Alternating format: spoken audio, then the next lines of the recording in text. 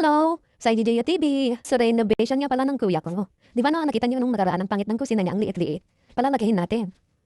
Eto, meron na siyang CR at saka bata. Maglagay tayo ng ilaw. Ayan. Tingnan natin itong kusina yun. Meron akong lutuan dyan tsaka oven. Lagyan din natin ng ilaw dito madilim. Kung nagugustuhan niyo itong video na to, papalo naman ako at pa-subscribe. Maraming salamat!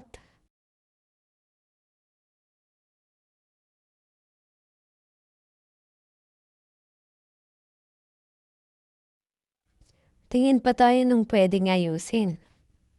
Maganda na ba mga katropa? Maliwanag niyo ba itong kusina ng kuya ko? Ayusin naman natin yung bubungan dito. Kasi dirt kasi yan eh. Palitan natin ng iron blocks na white.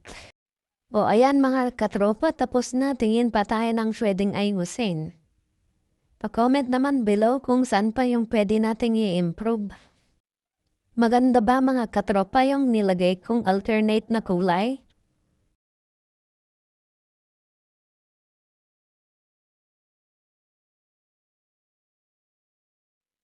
O ayan, tapos na. Punta naman tayo sa baba.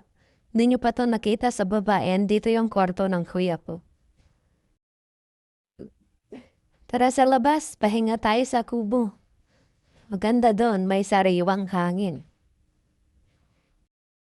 Ganda dito sa kubo mga katropa. Tanaw mo yung bundok, tsaka ilog. Maraming mga isda dyan.